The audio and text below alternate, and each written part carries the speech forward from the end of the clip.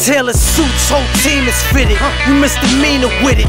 We telling jokes, walking through the McQueen exhibit. They talking about Poppy, I'm who they go to. Change dinner spots, my bitch tired of no boo. The homie Smoke This is in the building with Al-Doe. Return! The return of Al-Doe. The return of Al-Doe. Part 2. We here, Al-Doe, BBM, RFC in the building. BX, I got us. Who else gonna do it? I want to make sure that we formally reintroduce you to everybody on campus. Okay. And the Goodfella Radio community. Okay. Now, Al, you are a New York resident. Right. Bronx. Born and raised in the Bronx. Still reside there to this day. You know, shout out to the whole BX, New York.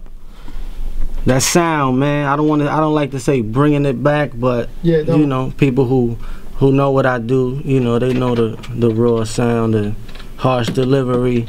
Now, Nose Candy, just to keep it, my guy right there. Just to keep it on subject matter, it seems like that's something that you develop most concepts about. How has that particular drug affected your community, and why is it so close to you? Well, basically it's just growing up where I come from. I was raised by a lot of I was always around like older cats, and I had a real good balance growing up. Like I was one of the only kids in my neighborhood with both parents, so my house was like the hangout spot. My parents were like cool, down to earth, you know what I'm saying?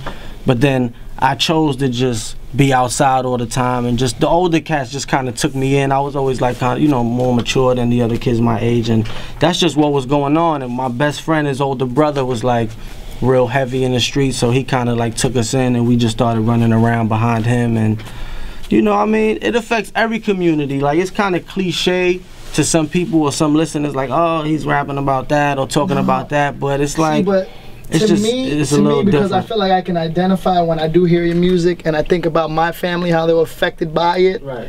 It's something that's like Latin Americans, something with the distribution process, it had to go through us before I got to anybody else. Yeah. I mean, it's, I guess I'm not gonna say everybody's family, but my uncle recently passed away from drug abuse and stuff like that. So it's just something you grow up seeing. It's nothing to glorify. It's just, I mean, you know, what I see is what I talk about. Like, you know, sometimes it's what my best friend saw and I talk about it. It's just, you know. The last time we were here, we discussed a couple of artists that you ran into on your build to success. Right. But Fat Joe was one of the artists that you said resonated the most, because when he reached out, that was something big. Right. Yeah, like I think it was like maybe March or May or something like that. I was out in Miami and my bro Jay Mills' crib. He lives out there, whatever. Shout out to Mills. And, shout out to Jay Mills. Right. See, I like that. Yeah, I like that. Who's the SWAT team? Just SWAT team was a group we had. It was me, Jay Mills, Vado, and my homegirl Reese. That was like a group we had a while ago, just coming up, everybody doing their thing, and then once Mills got a situation, V got his situation, and you know, everybody just branched off, but we all family, everything's all good. They just have to know the history. Right. I wanted to make sure they knew the SWAT team existed, and Al-Doe was down with those prestigious MCs. Right. I'm gonna be quite honest. I don't know many groups that started off with that type of team. It's very Fab Five-ish. Right. Like, oh, I played ball with some dudes named Juwan Howard and Chris Webber. Like that's a dope team to come up with. Yeah, I learned a lot from them, because when I first started with them, I wasn't even rapping. Mills is the reason why I started rapping, just off of good vibes, and he just told me, you know, why don't you try to rap? You ever tried to rap? And we just built it from there, and you know, after that, the rest is history. Cliche quote, you know what I'm saying? But that's all it was. So whatever. When I was out there in Miami, I got a call one morning. I'm like sleeping on the couch like 9 a.m. So I pick up the phone and he's like, "Yo, Al, what's up? It's Crack." And I'm like, "Crack? Who the fuck?" Damn, who else? Right. I'm like, "Who is this?" But prior to that, I never met Fat Joe or bumped into him or got introduced to him. So I was kind of bugged. It took me a while to figure out who it was. And stop playing with me. Right. So I'm like, "Crack? Who the hell is this?" So I'm like, almost fall off the sofa, run to the balcony, and I'm like, "Hey, what's going on?" He's like, "Yeah, I heard you on my side of town. Let's get up." So it was like kind of bugged out for me. So whatever. Long story short, he came through the crib, and we just chopped it up for a minute. I gave him some music, and we just been in contact ever since. So he's like kind of like a mentor to me, and you know, he respects what I do, and you know, shout out to the big homie Fat Joe BX. the man next to you, I remember we once had a deep discussion about, you know, his thing of preference, right, and how people used to want to pigeonhole Smoke into like, that's it, it's just we, and then he was like, no, like it's about that, but this is lifestyle music. This is me explaining to you the lifestyle of what comes with what I do, and I think you need to kind of make sure they understand the lifestyle that comes with what you know. Right. Well, a lot of people who even try to judge Smoke, they're not real listeners. Because if they were real fans or real listeners, they would see that that's not all his subject matter is about. You know what I mean? He's a storyteller,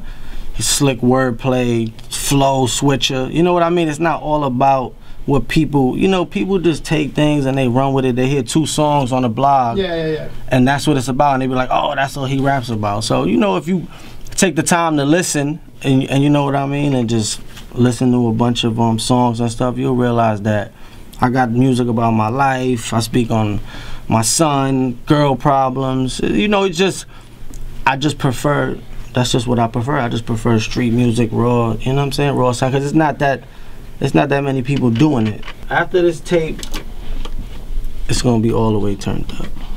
All the way. The rest of the year is like full steam ahead.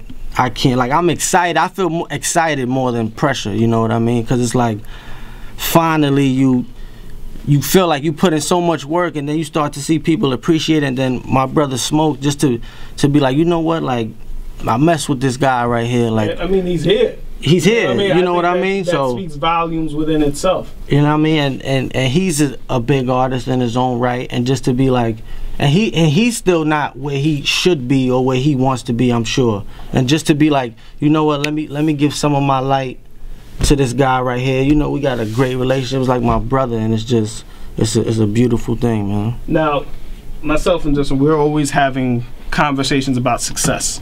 You know what I mean? And whenever we read or speak about the people that inspire us, they always speak about that moment where they were about to break, but they pushed through.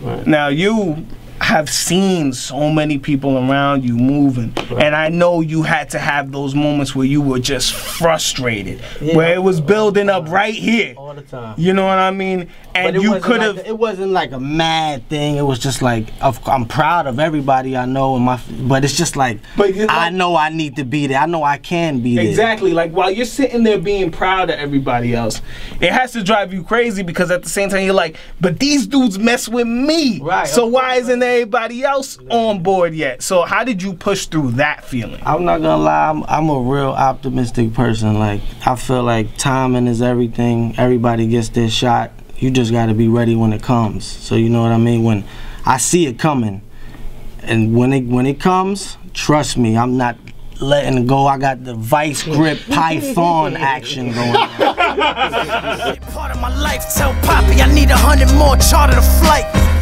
Poolside, mommies with no tan lines. You had to run and go get it, I had mine. Play with the shotty, they got my brother on camera. What?